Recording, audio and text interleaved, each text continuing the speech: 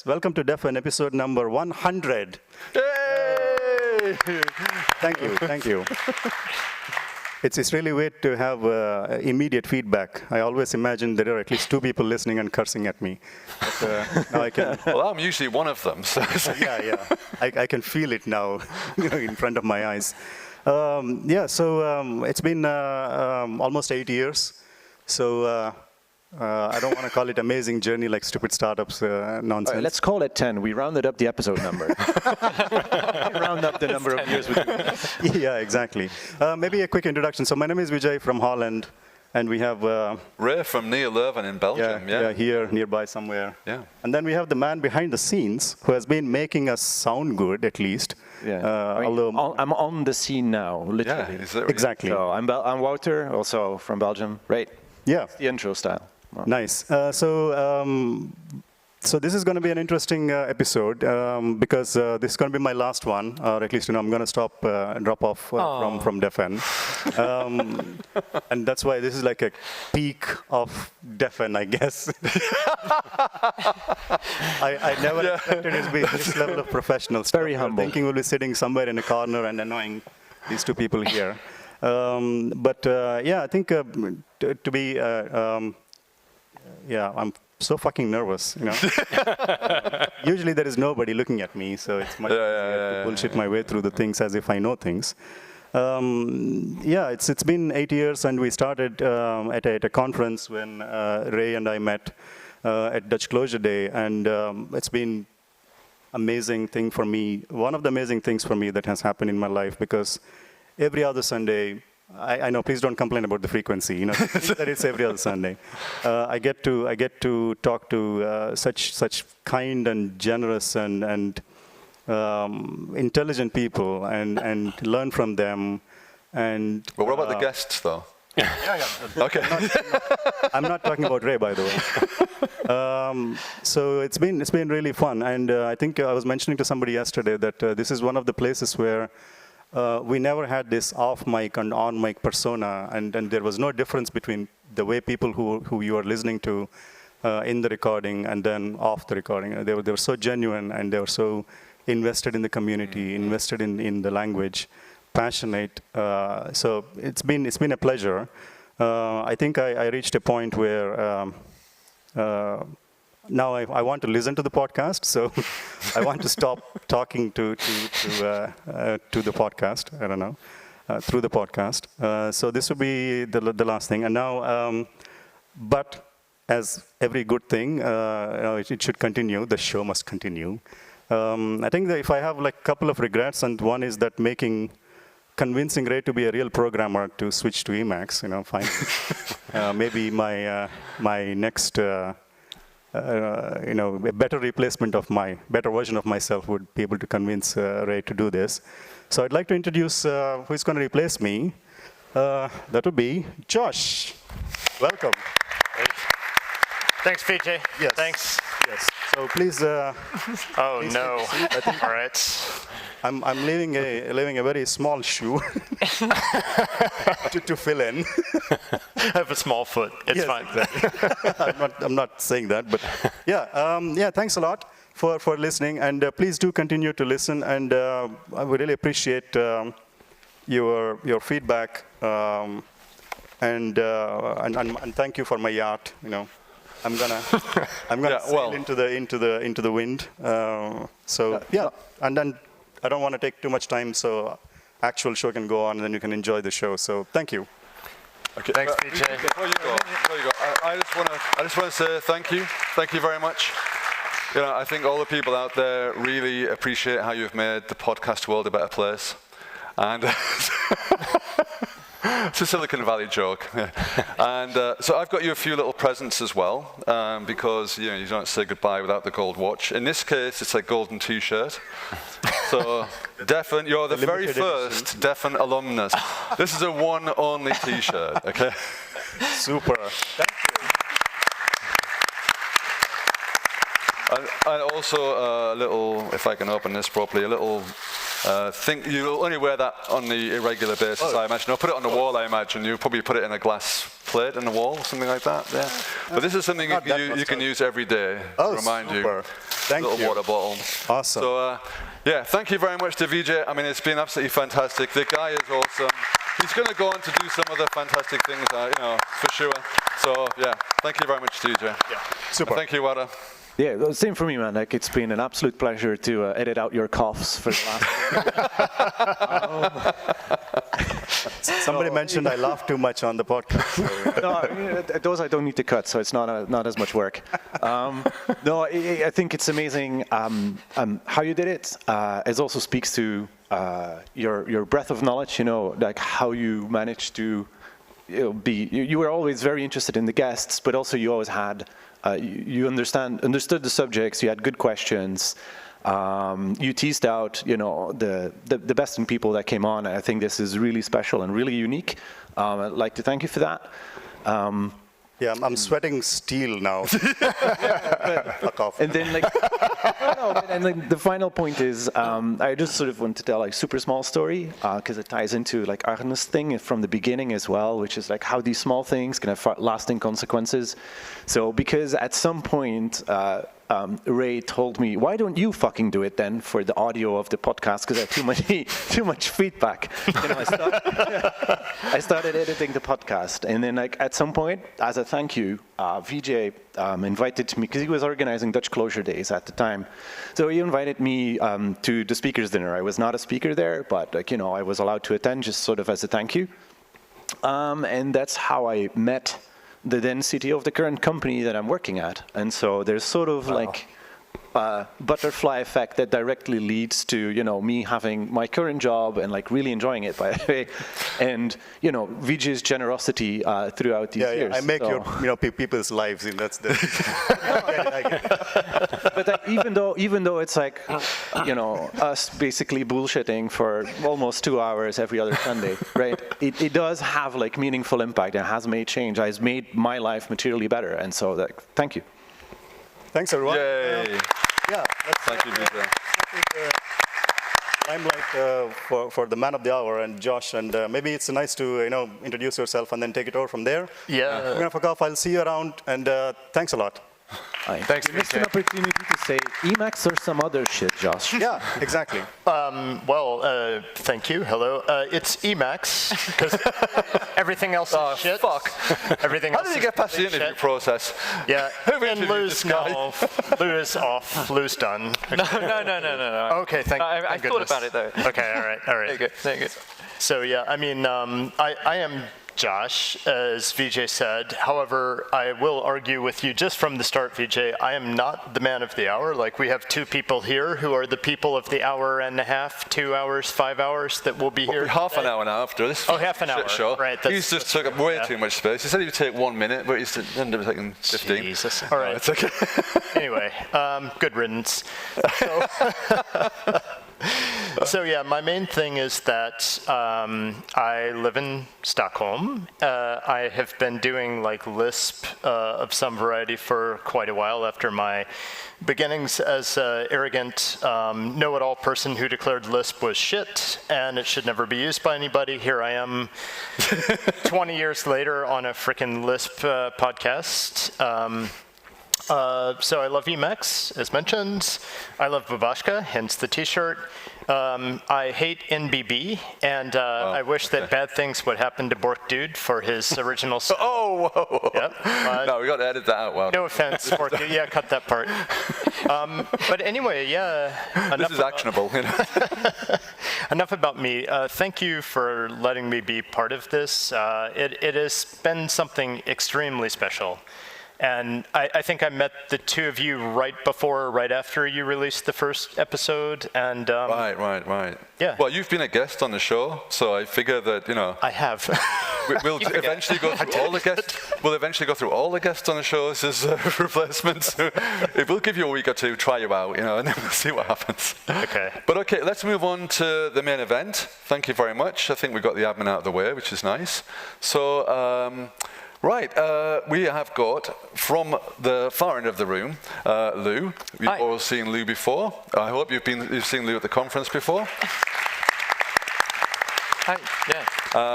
And then we'll just miss out Josh. And then we've got... Is it fair to say it's a shit sandwich? No. We've got on the other side of that, we've got Chris, who gave a talk about NBB. So this is going to be fun, guys, after that intro. We hit a balance force. Yeah. Okay, so let's just go quickly around and have a quick intros of Lou and Chris and see what their backgrounds are, what they've been up to for the podcast audience, even though the conference audience probably know a bit about you and who you are. But if you wouldn't mind, just give me a bit of a background about like what you're doing. What am I doing? That's what I ask myself every single day. Right, so yeah, I'm Lou, or Luke, either's fine. It's a really long story. And I'm from London. I've lived there my whole life. Actually, most of my career, I've been teaching really young children. A few years, but always doing coding for fun. A few years ago, did the switch, and it's been my main job for the last 3 years. Currently work at a company called Clojure, which is like a whiteboard canvas library. I mentioned it at one point in the talk, but I mentioned quite a few things in the talk. Are they going to sponsor us? Is that the idea? I can put you in touch. I know you do other podcasts and who get sponsorships. Well, and as you may have seen from the talk I gave, I also just do a load of stupid shit and put it on the internet, and to my surprise, people enjoy me embarrassing myself in that way. Well, this is very on brand for this podcast. All this stupid shit on the internet. Right, I've come to the right place. That's great. That's great. Yeah. Okay, Chris. Yeah, I mean, I guess a similar story without the same presence. I use ClojureScript, and during my day work, I do some freelance work, building stuff with ClojureScript for clients, a bit of consulting, and then on the side, I like to write software that nobody wants. So I've got a big collection of software I've written that nobody needs. And again, it's very on brand for the podcast. I was going to say, nobody wants and nobody needs. We're really good at advertising ourselves, right? Like good stuff no one wants, stupid shits. You know, like as long as we enjoy it, right? Yeah, no, but I'm currently living in London, and but I'm really from Australia, unfortunately. So. Why did you say unfortunately? Unfortunately. Your words, not ours. I just wanna... No, I'm only joking. I have a friend told me problems out there, or what is it? A friend told me that my accent has become too British, so I'm going to have to drop in some throwing some shrimps on the barbie and all right, okay. some Stone the Flaming Crows, this kind of thing. Right, okay. But yeah. Yeah, no, but I just really love building things, and I love ClojureScript because it allows me to make things much quicker. Yeah. Right. I agree with that. Yeah. And especially NBB. Fucking hell. Right, so NBB, okay. You can NBB, yeah. So moving on now from the fact that, you know, this is a total pointless exercise. Right, so what the hell are you doing at the conference? That's probably the next question. So I think you gave like a keynote talk, Lou. Maybe it's, I don't want to give a complete recap of that because they can stream it all. Yeah. But kind of what's the main message that you wanted to bring to the conference? Yeah. So like my keynote was about openness, right? And being open and what it means to be open, right? Like what it means to have an open practice. And this was something that I made, I guess, for this specific conference. You know, it's not something that I'd packaged up because Arne, the organizer, or I guess main organizer, reached out to me a while back. He said, like, "Hey Lou, I'm just gonna cut to the chase, right? Like, do you want to do the opening keynote?" And I replied to him. I said, "Arne, you know I don't do Clojure, right?" And he said, yeah, no, come on, we're very open-minded here, right? And I think there was something about that sort of stuck, and I looked at the previous Heart of Clojure, watched all the last event's talks, saw that the opening keynote last time was also from someone who wasn't even a developer, right? So actually, this is a step towards the right way. You're on the path to Clojure. Yeah.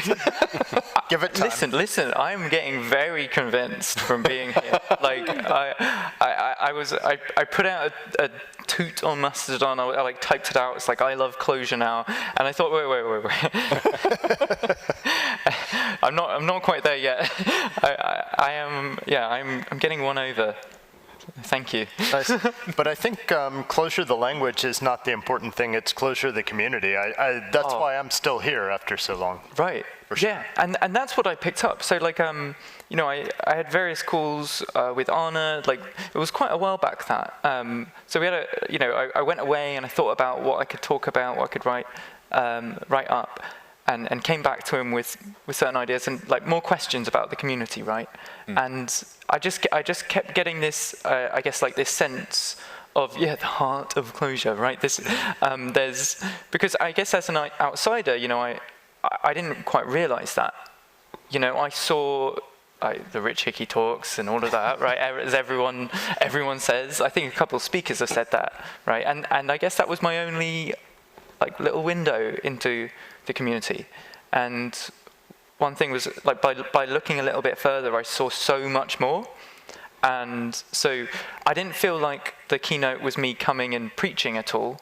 No. I felt like it was me coming and just saying what I saw, So I just says it how I sees it, because I feel like everyone like everyone knew it already, right? Everyone knew it already. It was just sort of me coming and saying, like, look at what everyone's doing here. Look how oh my God, the talk earlier, the squint talk. Yes. Right? Were you there? I was there. Oh, front row. Oh my God. It was great, right? Okay, what's that lovely young man's name again? Felix. Felix. Felix, yes. Yeah. Okay. He was. Did you see this? No, I wasn't. Oh my God, that was epic. incredible, right? So he did a live demo. The FOMO is strong now, that's for sure. Right. Everything went wrong. Everything went wrong. Local host did not resolve. Who could have predicted? Local host did not resolve. And then what we saw was this like incredible pair programming session. Right. Yeah. With one man and one audience. Right. Yes. And it was a bit bumpy, but oh boy, when that local host connection hit, like It was uproar. that was super inspiring, right? That was super inspiring. Like the fact that the audience was with him the whole way, he stuck at it, and there was like this element of fun to it, Yeah. That one I'm going to remember for a while, I think. Yeah. Right, I've been going on a long time. That's good. I mean, I would just echo the same thing. Like the Clojure community is amazing, and what I really value is something you were saying before, Josh, which was there tends, instead of being a lot of the time where there's some kind of what would normally be a conflict situation where people are arguing over a technology. You get these heated religious debates in technology. In the Clojure community, it tends to just be like a honest discussion of like, what am I missing here? What can I learn? And trade-offs and that kind of thing, like really evaluating what's the difference in these two viewpoints and let's figure it out. And people are honestly trying to just understand each other's viewpoints. And I think that's really magical. For the most part, except about editors, then it's just right and wrong. Well, right? Emacs and some other shit. Sorry, Lou, you're on Emacs. Some other shit. You're on Emacs. No, I'm a Vim. All right. I am neutral in this debate. Let it be known. I'm just like with the popcorn. I'm enjoying the fight. I love how they moved like the Vim and the Emacs activities. We just go. They were gonna be in the same building. Oh, that's not good. And they moved. In the end, they moved. Right. They moved from the tab to the space. Yeah. Oh my God. Yeah. Okay. Oh, but yeah, I mean, so Chris, just to recap though, you were giving a talk here. So what was the sort of main, like the main thrust or the main kind of message you were trying to bring? Yeah. So I mean, obviously NBB is fucking awesome. Yeah, NBB is great. Josh. I love it. And anybody who Josh thinks otherwise is just wrong. And it turned out, and this is weird, like you were giving your NBB talk at the same time as I was giving a Skittle talk. Yeah. not by design. No. And I talked a little bit about Skittle, and I said, I'm so glad you came to my talk, not that other jerk's. And I talked about NBB. I think I said 2 words about NBB, and the first one was fuck. But go on, your talk. Yeah, so what I was talking about was full stack ClojureScript. He's great with the guests, guys. He's great with the guests. Yeah. Walter will edit that out, don't worry. Yeah, so full stack ClojureScript, which is basically running ClojureScript on the server side instead of using the JVM. So running on top of Node generally. Yeah. And again, I think it's like a thing of different trade-offs. Like, why would people want to run their backend on top of Node instead of the JVM? Like maybe their team understands Node or has a history with Node. Maybe their deployment environment, they're using, Netlify, or their internal deployment environment at their work is JavaScript based. Or maybe they depend on a library that comes from the Node ecosystem and they can't access the same one in Java. So there's these different trade-offs to, why you would use JVM versus Node. For me personally, I just understood the Node ecosystem better. And so I was just grateful that there was this way of running ClojureScript. Yeah. Yeah, and I think that's been a kind of Clojure core value from the beginning. It's like Clojure is inclusive. It embraces the host platform, and it goes different places. It meets people where they are, quite literally. And I mean, all joking aside, I usually give the disclaimer at the beginning. So I hate NBB for myself. And I mean, in all honesty, whatever you use, if it brings you joy, that's the right decision for you. So I'm not going to tell you what to do. I'm not going to tell you what to do. And you will tell you yourself what. I will tell myself sternly in the mirror, if you ever catch me using NBB, Josh, you're doing it wrong. Remember what you said about Lisp. You got me there. You got me there. Look at that.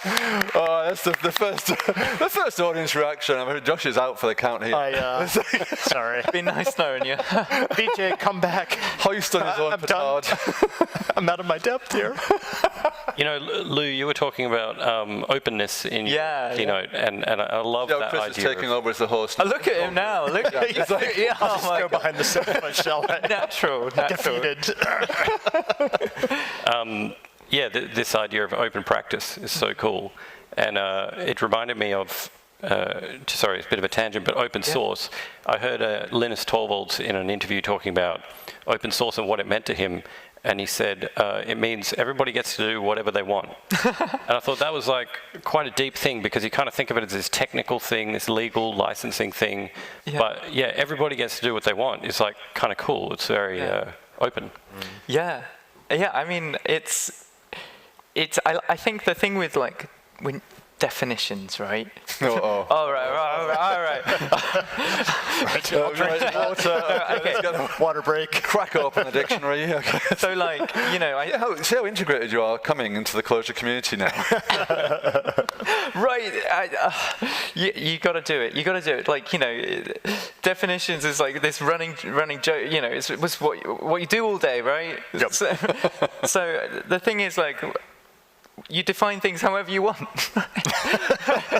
So it's like when you have to do a lot of research to find the definition that supports the point you want to make, though. That's right. I guess complex. Yeah, I guess when we say what is open source? What is open source? Well, the answer is all words are made up, right?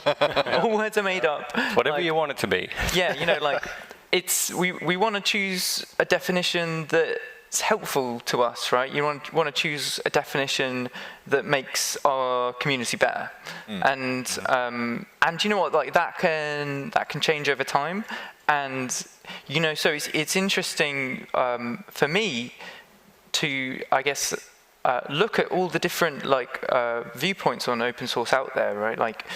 I think some people see open source as very unopen, really, and so much so that they don't want to be open source. So there's this research lab called Dynamic Land, and they you know this, right, Victor? Right, yeah. You've got us on. Yeah, and it's this incredible research lab. They're doing amazing work on figuring out how to do computing with our whole bodies, right? So naturally, a lot of people are interested in in seeing the code for that, right?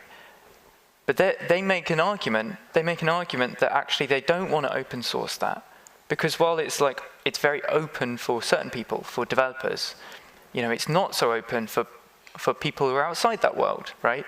And in that case, right, they can't do whatever they want with it, True, yep. Some people can. So when that came out last week, I was like, shit, am I going to have to rewrite my whole talk? Has this convinced me that I did consider it, but I just didn't have enough time. Right. Well, it's like being able to code is a massive privilege, really. Yeah. That's the thing. Yeah. True. I was going to say that there's, it's a kind of old trope, really, but Bill Gates. Well, you're an old guy, so. An old guy, yeah. Ahead. I remember Steve Jobs once said that Bill Gates has chosen the open way, and we've chosen the closed way. It's like, I'm not sure about that.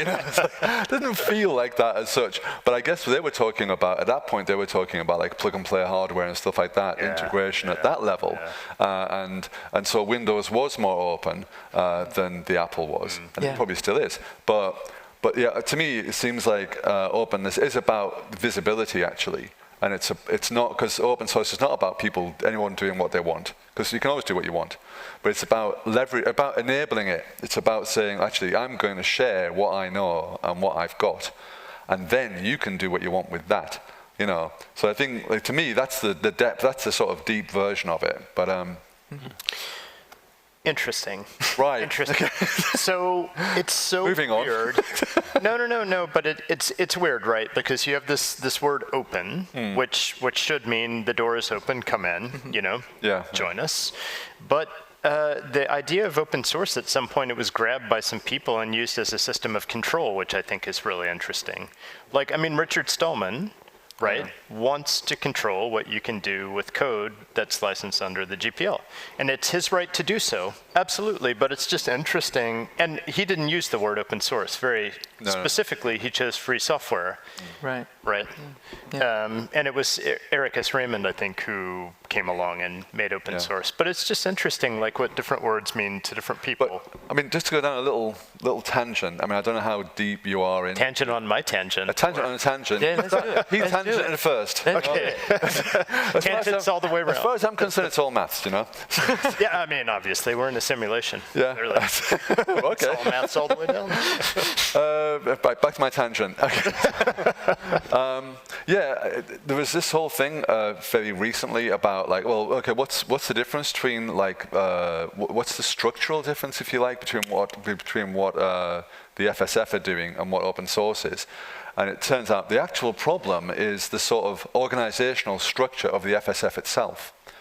And again, I don't know, get into the whole weeds of this, but basically it becomes very difficult. It's not a very democratic organization. It's quite patriarchal. It's quite organized by a certain elite group. Patriarchal, why is that? Yeah, I know, but the problem is that it turns out that they can rewrite the license. Right.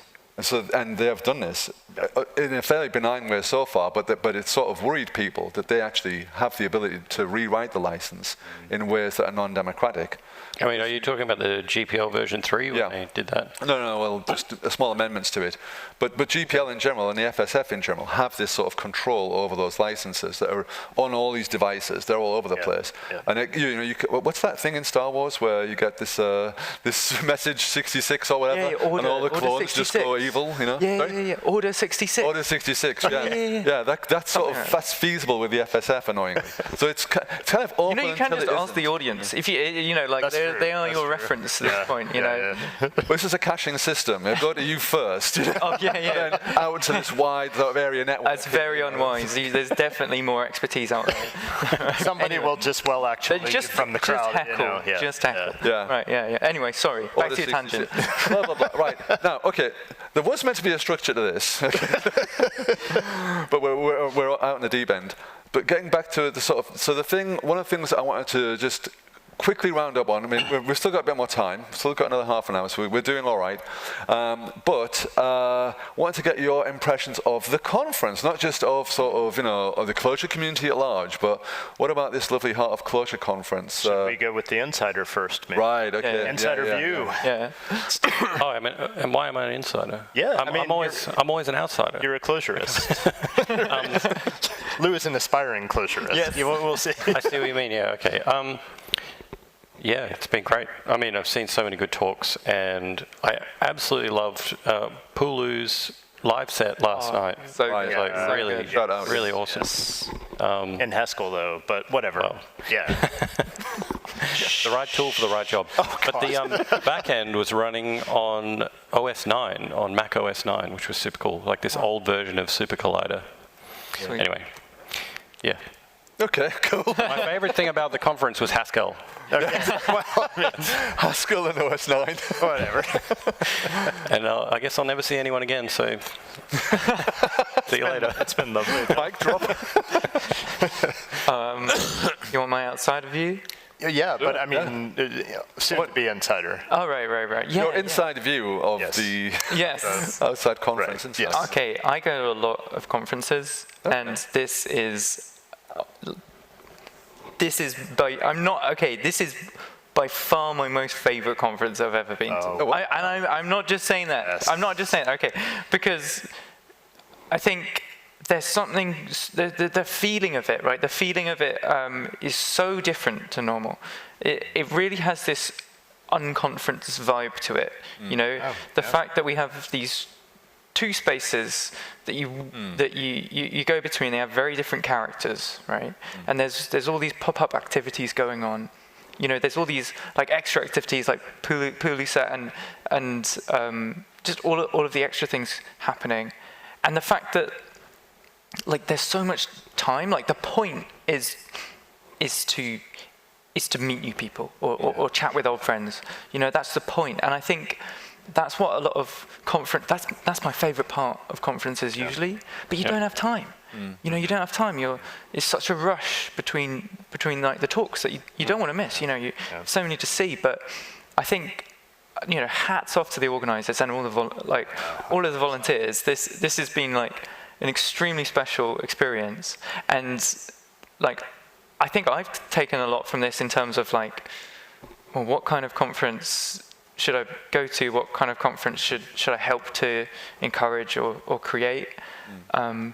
So I don't want to leave. We can just extend it. Yeah, exactly. A round of More applause days. to the conference. Yeah, I think they've got Anna has done an absolutely spectacular job. Yeah. And the volunteers and all the speakers there, it's super. Totally. And actually, I think that with the Compass app, we can extend the conference for as long as we want. Right. You can still Just keep adding. creating activities. Right, okay. Sweet. So, yeah. Do you remember during the pandemic when they had conferences and so there was no hallway track? Yeah. It was just excruciating. It was like, it's true. what's the point of this? Yeah. I mean, not the Clojure ones. They were all good. Yeah, of course. But I think I'm glad you said that. Yeah. Because we were having a discussion, maybe us, maybe some other people. No, it was me and Michał were talking about like what it is about the Clojure community that like, how did we get this kind of community? And I think one of the things is we have like role models out there, right? Like Arna, for example, is somebody whose name is known, right? Weave Jester is a person whose name is known. Bork Dude is a lovely human being. I apologize for the mean jokes. A few stains on his character, but other than that. Yeah, yes, except for the NBB thing. Lovely. And like these people every single day set a wonderful example of being friendly, of being welcoming, of being helpful to people, of just being like genuinely kind people. And like these are the people we look up to in our community. So a conference like this, just the fact that the community does not roll its eyes at the idea of inclusive conference, right? Yeah. Like, I love that about this community, that people are like, yeah, of course, the heart of Clojure, because that's how we've always been. So let's just do it. So I'm so glad you said that as someone kind of new to our community. And please stay. I will. I think I remember back to like my first message messages and chats with Anna, you know, and I didn't get it back then, you know, I didn't get it like, me, you know, and you know, I think that's so important to, you know, like I guess say that yeah we are open to outsiders, you know, we are welcoming. I've had multiple people say like, Lou, come with me, I want to teach you how to make sand in Clojure, because nice. that's like, you know, like I'm always trying to make sand in new things, and it's, I don't know, yeah, it's just this excitement around welcoming new ideas in. Yeah, it's fantastic. Without getting too meta, Lou, I mean, but you do another podcast about podcast. Yeah. That's what I mean. Maybe recursive is better than meta, but recursive metaprogramming. Yeah, I've heard that somewhere. Anyway, can you tell us a little bit about that? Because I feel like sure. I think it's worth explaining a bit about what this future of computing, future of coding. It goes by many names. Because, future of coding. All right, so the future of coding is this podcast that was set up by Steve Krause back in the day. I think at some point he didn't want to do it anymore, so he let his editor take over. Watch out. All right. You could consider it. But, and so that was Ivan Rees, who is absolutely lovely guy, has really weird aesthetic tastes, and I mean that as a compliment, right? Yeah, good. And he's been doing this thing with his co-host Jimmy Miller, where they like look back at old papers from computing history, like the big ones, right? Like No Silver Bullet, oh my God, what am I doing? Like the one that's like bad. No, worse is better. I was like, bad is good. No, good is bad. Worse is better. My memory is bad. Everything else is better. And at some point, they wanted to cover like. But it's not just the papers we love, is it? No. There's a sort of vibe to that podcast that is a little bit special, I would say. And it's definitely not always papers we love. Like sometimes they do like a hate read, you know? But it's good because like usually one person's hate reading it, the other one's love reading it. Okay. You know. Right, nice. And and you know, there's like a struggle. There's like a struggle they go through, and now that I go through, right? So anyway, at one point they decided we're going to do this paper intercal, right? Do you know about intercal? Yeah, the right. language. Intercal is this. I think it was the first joke language, right? So of course they asked experts on joke languages, me, to come onto it as a cameo, right? And I think they were hoping that I would like it and want to stay and do more. But you see, I'm British. So after that, I said, "Oh yeah, no, it was quite nice." Okay. How did you? It might be nice, right? Well, I did it through message, right? Okay. Oh, no. So that was the problem, right? Yeah. It was pretty good. Yeah. I wouldn't be averse to doing it again. And then I met them in person for the first time in Strangeloop. All right. And they said to me, "Oh, it's such a shame you didn't want to do more." And I was like, "Why the fuck didn't you ask me to do any more?" You know? Anyway, so now I'm on the show full time, and basically the three of us bicker for 3 hours, and people seem to enjoy it. No. We like to. It's nice to sort of bring up papers that we think people haven't found, like, ever seen, that we think are really, really worth reading. So, like, most recently, I brought forward one that by this guy called Alexander Repening, that not many people have heard of this paper. Well, actually, many people have, but not enough. And so it was really nice to introduce that to people. He sent us an email afterwards, and after he had listened to it, he said, you know, thanks for like the 3-hour feedback session. One-liner. No. It was a very lovely email.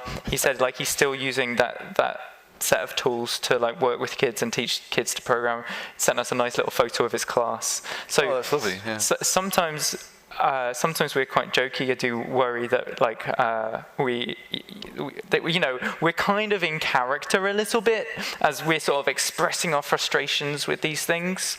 So like you told me yesterday, did you tell me that you're a bit harsh on Brett Victor, right? I thought that you were. I'm loving Brett, but but there's the thing when you like someone's work so much, like when something's so good, it means it's like worth picking apart what you like and what you don't like about it. True. You know, so the fact that we do these things that are so long, it means we end up going into so much detail. As you can tell now, just talk. But that's the futures of coding. Yeah. Okay. Brilliant. Yeah, and so Chris, what kind of things do you get inspiration from in your life? You know. Other than this podcast, of course. Gotcha. Why are you spitting water out? That spit take was unplanned. Obviously, defn is the main thing, but Oh God, yeah, the deadpan defn. a lot of like Sorry. art and music. You know, like I don't know if this is an embarrassing admission or not, but I spend a lot of time on Pinterest, just like collecting images, science fiction, all kinds of different things. Yeah. And Nice. nature, I don't know. I like going for walks in the forest. Yeah. Why would it be embarrassing I find to this- collect things you love, though? Yeah. That I don't sounds know. lovely to me. Yeah, why is that embarrassing? All right, so I guess I don't need to pay a therapist anymore. No, I'm here. My- I'm here. Yeah. We're on a couch. On the couch. You want to recline? And lie down. Yeah. How is your relationship with your mother? Oh Lord. Maybe just don't go there. Okay, we'll take this off there. Okay. But you're inspired by collecting pictures on Pinterest, taking walks in nature, music. Music, and yeah. I mean, I grew up with a lot of music, you know, playing in bands and stuff like that. So, and a lot of the software I write is like music software. But that's the thing. I mean, you know, that didn't come out to me from what we've talked about so far. That you're actually doing software is around music. So can you just, a lot of expand on that a little bit, because I feel like that's kind of like a should have led with that really, you know. But okay. elephant in the room. Sorry about that. Yeah. So I have this app called Melody Generator, which you can Melody Generator. Oh, Melody Generator. Okay. Yeah, and it's a bloody Australian accent, mate. Melody Generator, mate. Right. Yeah, I threw the shrimp of melodies on the generator barbecue, and so it's just like this app. It's an online thing, and it generates melodies. And what I found was That's what it does on the 10. I always name my software after what it does. Right, So okay. very- and often like you get a .com, so you say like, what is the software like? Recipe Finder, Yeah. recipefinder.com. Amazing. Yeah. Do you have that? No. I was going to say, I wouldn't be here if I had that. Wow. I'm going to be rolling in Don't you that. care about the little people? Much Jesus cooler Christ, people. Yeah? he's power crazy. Get him off, you know. No. Of course I'd be here. He's doing a Josh now, eating his words, which is good to see live. Yeah. Yeah. Right. Okay. Music, Melody Generator. Yeah. So Melody Generator is this But thing. that sounds. That also, it's a bit like what should we say? High level. Let's just go down a bit one. Like, what melodies does it generate? Any melody for? So it's actually a super melodies? How do simple you guide algorithm it, you know? that it makes like MIDI files and then plays them for you. And I think musicians use it for like when they get stuck. You know, like you get stuck, and so you're like, I need to get unstuck, and they create a melody. But what What I other found guidelines? I mean, does the user drive it in some way, or is it sort of like, this is a blues, generate me a blues, or is it a sort of like, no, it's a lucky, you know, what do they say on that horrible search engine thing? My lucky day. It's my lucky day. I'm not sure. I don't know what that is. What- you're talking what- about. I didn't- Sorry, what? Google has two buttons. Oh, One is like I'm search or feeling lucky. something. I'm feeling lucky. Oh, my lucky day. I like that. Do they still have that, though? I don't know. I don't think so. I haven't used them forever. So. No. Yeah. No. Yeah, it has some controls and stuff like that. You can specify the scale that you want and how long you want the melody to be and stuff. Okay. So is that something that you like you found yourself, like where you were getting stuck and you wanted help with melodies? Usually my strategy is to ignore everything everyone else is doing, like all the great stuff out there that's like already written, and just build it from scratch myself from first principles. You're going to fit in well here. I know. This is couch is the right couch to be on, and I mean, and every now and then, the actual theme, you know, it's like just ignore everyone. Yeah. But I think like your talk like really resonated with me, and I talked to a few other people, including you. You were one of them I talked to, and like I think the thing is, if you're open about what you're doing, if you're open with, I am just messing around. Other people have done this much better. I don't care. I'm doing this. This is fun for me. I'm going to share it with you. If you want to engage with it, wonderful. We can maybe be internet friends. And if you don't, you know, please don't leave a hateful comment. But if you have to, I will just ignore it and we'll just go on. But or I'll take a screenshot of it and put it in a talk. Right?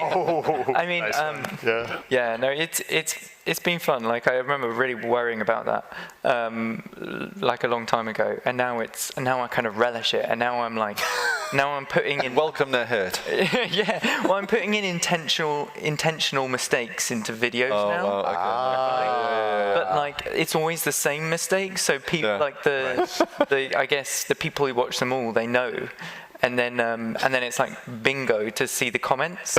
That's you know, it's kind of like it's like how you manage your manager. You always write a paper or do something, and you get a PR or something. You leave a deliberate thing that they can feel good about. Yeah. Right. So this is sort of like that. This idea of it's kind of done in a bit of love in some ways. Is really what you're saying. You're kind of making this mistake because you love the fact that they get some pleasure out of hating on something. That's wonderful.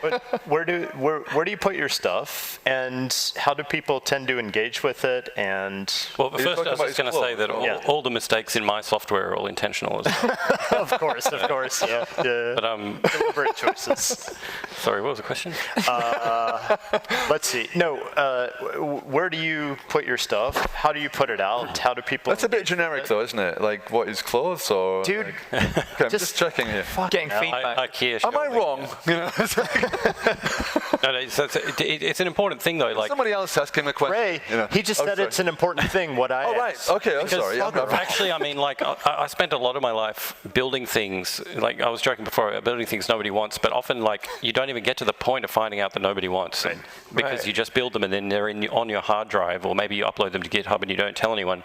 And someone like explained to me once that marketing is just like telling people what you did, and like marketing is gross, but telling people what you did is not that gross. Like kind of cool, and then you can, and also you very quickly can find out that nobody wants it. So there's that side of it as well. But you know, I find so my theory is yes, like you, I ignore everything else that exists in the world, and I just focus on this one thing that I want. And so whether that's, and I loved also how you talked about, you put out one thing a day, but a thing can be, you know, a fragment of a thought, or it can be like a full video, or it can be anything in between. So like I put out blog posts, I occasionally put out, I don't know, software, I guess. Usually it's software and then blog posts about the software. And, but, you know, I write this stuff for myself, and it brings me joy, and I put it out there. And if there are other people in the world who also derive joy or amusement from my stupid shit, then that's great. And if there aren't, it's still great, because I was happy while I was doing it. Yeah, that's exactly how I think about it. Like, if I like it, there's a possibility that no one else will like it. Right. But then that's okay, because I like it. Yeah. Whereas if, you know, so actually like ignoring other people there, you know, can be good. But if I'm too focused on what other people, or I think other people want to see, then there is a chance that I don't like it, and also no one likes it, right? Yeah. But I know what I like, essentially. And I think, you know, that's like the same with you. If you want a melody, I want to generate melodies, make a melody generator. I love that naming scheme. Call it melody generator as well. Are your other things that named similar ways? Well, I'm working on Beat Maker at the moment. Nice. I love it. Yeah. No, but I loved in your keynote, you were talking about how you get the 50 nerds. That's the other advantage of doing yes. What did you say? You awaken 50 nerds. Yeah, You awaken 50 activated. nerds. Activated. Yeah. Order 66. Order 66. Yeah. There's nothing better. Something I really love is when you get like a GitHub issue where someone's actually like very entitled and rude, and then you extract the bug from what they've said, and you reply to them like super politely, like, thank you so much for reporting this bug to me. And it's always like, I've seen Bork do this a lot of times actually, like, where it's like someone's actually like quite entitled and rude, and he's just like, cool. That's usually me. About, wait, have you deleted NBB yet? What the fuck? Yeah. It's been interesting to like hear different open people involved in open source, how they deal with all of that, and just like the sheer. Sometimes, I think some people would love PRs and issues, and sometimes on bigger projects, on community projects, it can be overwhelming. And there's this question of what to do with it. And I think, Rich Hickey has an opinion. Right. So I'm thinking of like in I guess in the JavaScript world, there's like the Vue team. There's this guy Daniel Rowe who works on Nuxt was telling me about how it's got so much worse because people have started doing like AI generated pull requests. Right? Oh God. Right. And it's like this real. It's interesting because it's like nice that you're getting all of this attention, but it's serious work. And so does he have an AI to review it? Does he review those? Does he have an AI to review the? Yeah. So that's what he was telling me. It was at Middlesbrough front end after a couple of pints, but he was telling me, look, I've got this plan. And now everyone knows. I've got this plan. We turn the AI against the AI, Yes. and then we sort. But there's no easy answers. Anyway, okay, this is great. Now, I think we're pretty much running out. I mean, normally on a podcast, we don't give a shit about time. We just keep on going. Right. And I have a feeling this could have gone on for a lot longer. Yeah. But I've just noticed that we're kind of running up against the time. I actually want to make a little bit of use of the live audience as well. Amazing, yeah. We can just A live stop here. audience? I didn't know about that. Yeah, I know. Yeah, Yeah, they are, yeah. Yeah. There are 3 people out there listening intently. Now, I think we should give a round of applause for the 3. Yeah, actually, yes. Oh, yeah. For the Thanks guests. for staying. Yeah. Yeah, just before we go, I mean, we can just wrap up here, but I want to sort of throw it open to the audience, just for like any question or any comment. You can, if you don't say anything, it doesn't really matter. We'll just wrap it up and we'll leave, and everyone will get on with their lives. But since we've got people here, I figured, okay, let's just throw it open, and if anyone wants to just shout out or say anything, then please feel free. What does BeatMaker do? Was the question. We'll give you 3 guesses. Does it make beats? Wait, was that Valter who asked the question? Okay. Okay, that's good. That's actually an audience member. True. That's the first ever audience member question on Defn, by the way. It's the first ever live Defn, and so Chris, Wow. yeah, it's on you, mate. Make it great. See us after. We'll get you a pint. It makes beats. Wow. Okay. No, it's so, Go on, you've got to give us more than that. It's basically a drum machine online. So all right. Okay. it's an online drum machine, and it creates the samples for you. Because one of the annoying things when you're writing music is like you have this big folder full of samples, and you're like digging through it, and it's always a pain. And so I made a thing where you just click a button and it like generates a new sample. And it doesn't use any AI. Even though the domain for my website is dopeloop.ai. You can write that down, dopeloop.ai. Okay. But there's no actual AI in there. Excellent. I registered the domain name before this whole AI thing happened, and now I'm like, oh shit. You're such a hipster, dude. Do I have to? Yeah. Yeah, but your company can be worth a fucking fortune now. True. Yeah, You know? yeah, sadly. I heard Y Combinator is looking for new startups. AI Vijay, you're stuff, not yeah. allowed to ask any questions. Then I would have to Okay? interact with. Okay. Right. We've got one more question coming in. Oh, we can have many questions. No, that was me again. I termed the phrase artificial AI. Artificial AI. Okay. The phrase from the audience was coined artificial AI. When did you coin this? That was yesterday. It was coined yesterday. Amazing. That's a round of applause right there. Thank you. Thank you. Artificial AI. And so what does it mean? I've got no idea. We're moving on. Right. Anybody? Any other shout-outs from the audience? We've got a few minutes left. There's also Potemkin AI, where the AI is a person. Right. Okay. Potemkin AI, where AI is a person. Is there a conspiracy theory, or did I just make this up, where There is all now. of every time you send something to like ChatGPT or whatever, there's actually someone? Is that what Potemkin AI is like? There's someone on the other side, and they're just like really quickly typing up the response for you. Yes, but it's Yeah. real. It's real, Yes, but okay. it's I really want to make this. ChatGPT doing it. ChatGPT is too fast. ChatGPT is too fast. AI services that are just people. I don't Yeah, know. right. Also, I really appreciate how clearly you shouted this out. Like, I don't think I could shout at that distance, but also with such great intonation. Anyway, so thank you very much. And they're wearing a mask as well. I mean, what Yeah, this yeah, is just yeah. goes to prove I'm very it's a impressed. safe conference. That's a person with theatre background. Yeah. Yeah. Do you have theater background? No! No, apparently. All right. Oh, yes, you do. Yeah. Change careers to the theater. Question. Do you think it's about time Rich Hickey came out of retirement and actually spoke at a conference? Oh, That would be Do you think, Wow. ask the audience, it's about time that Rich Hickey got his lazy bum out of retirement and Wow. came back and spoke at a conference? I don't think he said lazy bum, but What? okay. I think he didn't say lazy bum. Well, neither did I. Felter, fix that. I wonder if he's working on something in secret. You know, Yeah. Spec 2. Spec 2 fuck, coming okay. any day. He should have Oh called my it God. Spec 2, the Spectre. The Yeah, Spectre. it's like, got your head in your hand. Serious question. Yeah, yeah. If you look at other languages where the founders keep putting out regular spots at conferences and things, their languages keep being seen as being relevant, whereas ours seems to have Oh, so interesting. If I'll paraphrase, when language creators step away from the language they created, there is a perception sometimes that that language is no longer relevant. Is there a danger of that here? Did I paraphrase correctly? maybe I'll have a stab at that to begin with. Well, not a stab, please. You're a vegan, mate. Come on.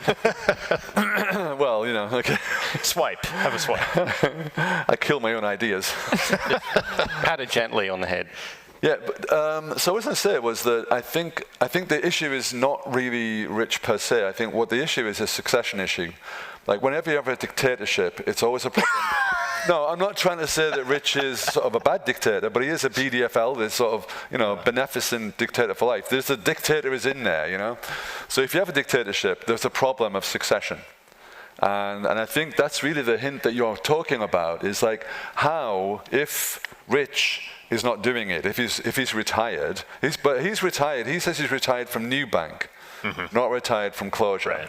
Right. So that's a very important distinction. So I think we should like clarify that. Right. Now, is he doing things? Yes, he is. Clojure 1.12 just came out. He's contributed to it, so things are happening. And 1.12 was a big release, so I mean, a lot of it was like catch up with Java, but at the same time, I think it was substantial. Also, there was a key contribution from somebody sitting on this stage in 1.12. Let's not go there. We don't want to talk about that. Yeah. Don't want to talk about that. Yeah. This is the most minor patch. So anyway, but the main point is that I think, you know, he's retiring. But if it breaks, we can blame you, right? Yeah, absolutely, Yeah, exactly. 100%. 112 yeah. is shit. Yeah. Oh my God. But yeah, so the thing is that I think he has retired from Nubank and maybe he's from Datomic, I don't know, but certainly not from Clojure, and Clojure is still his baby. So I think my guess is that he will speak at the conj, but I don't know. Obviously can't talk for him, but I think he's still contributing. He's still doing things on the Jira and stuff like that. So I don't know how. I've got no idea about how his presence or lack of presence, or in general, statistically, there's not enough evidence statistically, I think, about language behaviors. I could say that, like, as an outsider, you know, I think when I'm thinking about, am I going to use Clojure or not, it's not about one man, you know. Yeah. You know, like, it's not about one I think man. a round of applause for that. Well, you know, like I was saying earlier, the things that are making me think, oh, I want to get involved in this. I want to get involved in this community. you know, it's the community. It's you know, I'm sure, you know, there are many like key figures behind languages. You know, some of them are great, some of them are not so great, some of them are more involved, some of them are really uninvolved. You know, and you know, you know, I have respect for anyone for like designing and creating a language, right? But at the end of the day, a community is about the community, not about sort of following one individual, whether that's the language creator or anyone else, you know. And I think